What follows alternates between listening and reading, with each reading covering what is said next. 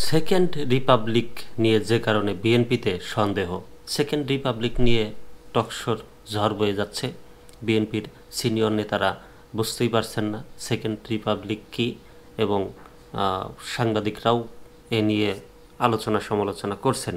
প্রথম রিপাবলিক দল কোনটা? সেকেন্ড রিপাবলিক তো আমরা জানি নতুন নাগরিক পার্টি, জাতীয় নাগরিক পার্টি দল। তো প্রথম আলোর একটা খবর, সেকেন্ড রিপাবলিক নিয়ে যে কারণে বিএনপিতে সন্দেহ। যদিও রিপাবলিক অর্থ গণপ্রজাতন্ত্রী, এখন বাকিটা বিস্তারিত পড়ি যে আসলে ঘটনা কি।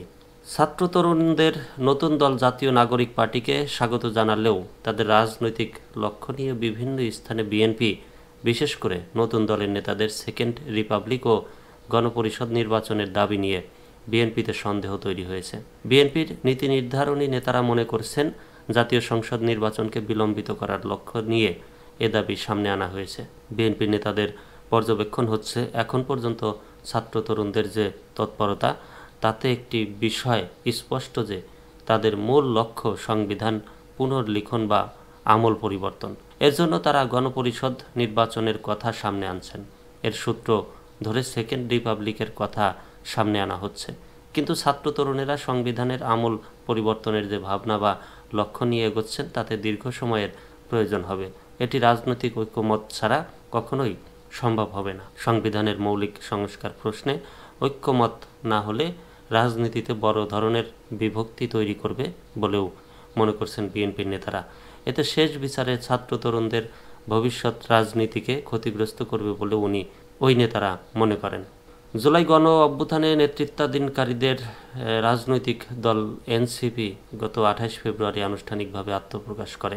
সেদিন দলটির ঘোষণায় বলা হয়, এনসিপির লক্ষ্য একটি গণতান্ত্রিক নতুন সংবিধান প্রণয়নের মাধ্যমে সাংবিধানিক স্বৈরতন্ত্র পুনর্প্রতিষ্ঠার সব সম্ভাবনার অবসান ঘটাতে হবে।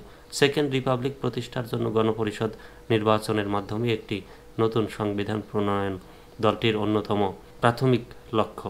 এনসিপির আহ্বায়ক নাহিদ ইসলাম গতকাল মঙ্গলবার ঢাকায় এক অনুষ্ঠানে আবারও বলেছেন, নতুন বাংলাদেশ গড়ার লক্ষ্যে নতুন প্রজাতন্ত্র করতে হবে।